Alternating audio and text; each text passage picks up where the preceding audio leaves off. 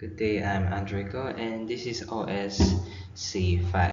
So the instruction are set your VM network to internal network, add role the DHCP server. Then we have the scope for male and female. For male, we have 10.0.0.0 slash 8. Then for female students, we have 172.16.0.0 slash 16, and our server should be last usable IP add, exclude the first and last 10 usable IP addresses, lease time 16 hours, root router server IP addresses.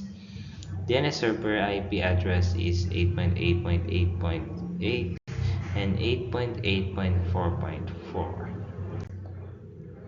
So first thing we have to do is setting your virtual machine network adapters to internal network.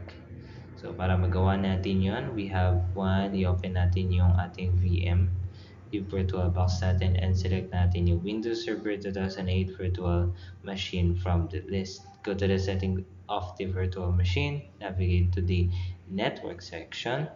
For adapter 1, select the internal network from the attached to drop-down menu. Click OK to save the settings. Ganito lang gagawin natin. Pag punta natin dun sa settings ng ating unang adapter 1, gagawin na natin internal network yung kanyang network. So, ganun din yung gagawin natin sa adapter number 2. Configuring your adapters. So, yung mga kailangan natin gawin is kapag naset na natin yung ating network to internal network, i-configure natin yung network settings within dun sa ating Windows Server 2008. So, pupunta lang tayo sa control panel, then sa network and sharing center. Kapag may nakita tayong change adapter setting, yun yung pipindutin natin na makita natin dun sa left sidebar. Then, right-click natin yung network adapter corresponding to the internal network and select properties. Configure the adapter settings such as IP address, subnet mask, DNS server, and etc. according to your network requirements. Then, okay lang natin para ma-save yung settings. So, ganun yung nangyari natin dito. Pinindot natin VB4 yung ating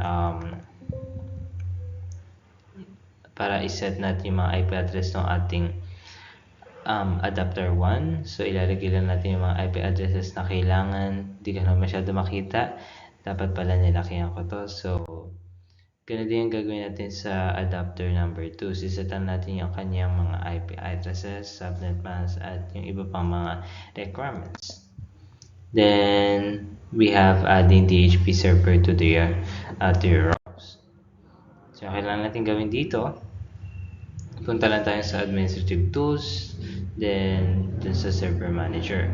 Then, dun sa left pane, magla-right click lang tayo doon para makita yung menu na rows. Tapos, mag-a-add tayo ng rows on the right hand side. Tapos, may mga mangyayaring add role wizard. Then, select natin yung DHCP server from the list of the rows and follow the wizard to the install and the DHCP server role. Once the installation is complete, close the wizard. So, ito yun.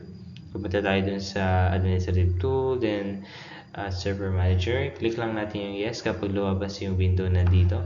This is a second picture. Then, pupunta tayo dun sa ating DHCP server. So, habang tinatanong tayo ng wizard kung ano yung mga kailangan natin, gagawin na natin yung mga i-input na natin yung mga requirements dyan.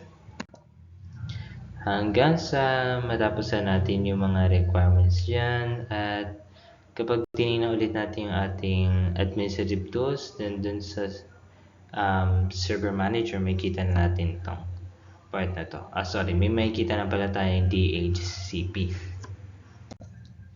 Creating scope. So, para magawa yun, dapat meron tayong naka-install na DHCP. So, meron na tayo. At pabalik tayo dun sa server manager. Pag in-expand natin yung roles node, may mag-expand din na DHCP server node. Right-click natin yung IPv4 dun sa selected natin. Tapos, pindutin natin yung new scope. Then, follow lang natin yung wizard. So, kung makikita nyo, ito yung DHCP. Tapos, right-click lang natin yung IPv4. So, may lalabas yan na add roles. So, add scope. So, kapag nangyari yan, itong second picture may lalabas yan na ganyang windows na which is yung wizard na susundan lang natin. Lalagyan natin ang pangalan. Then, click lang natin yung yes dyan. Tapos, yung hours, lagyan lang natin 16 hours yung binigay sa atin. Then, andito yung mga IP addresses natin. Yun na ilalagay natin. Yung mga subnet mask, huwag kalimutan. At i-add lang natin yun. Then, click yes. So, kung makikita nyo, kapag natapos na natin yung wizard na yan, paglalagay natin yung mga requirements, pwede na nating i-finish kapag naklik natin pag walang problema. At kapag na-finish na, ito yung lalabas, yung authentication ng task. Hindi ko sure kung i-reset pa yan. Pero, yun. Then, creating router IP addresses reservation. So, yung gagawin natin dito, dun sa DHCP management console natin, i-expand natin yung server node. Then may makikita tayong IPv4 katulad ng ginawa natin kanina.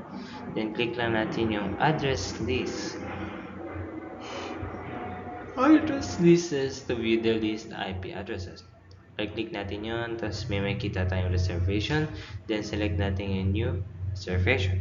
Enter lang natin yung reservation name, IP address, MAC addresses, kung pinili hindi na kailangan yun, and kung meron pang ibang necessary details, then click lang natin yung add, then meron na tayong reservation. So, paano siya gawin? Ganito lang, katulad ng binanggit kanina, pinili lang natin yung reservation. Maglagay tayo ng mga ng ating IP address, then pagka-click natin ng yes, at ma-add na yung reservation dun sa ating DHCP management. So, yun yung makikita nyo dyan sa screen. So, ito yung ating plagiarism checker, 88%. At yun lang para sa ating OS C5. Thank you.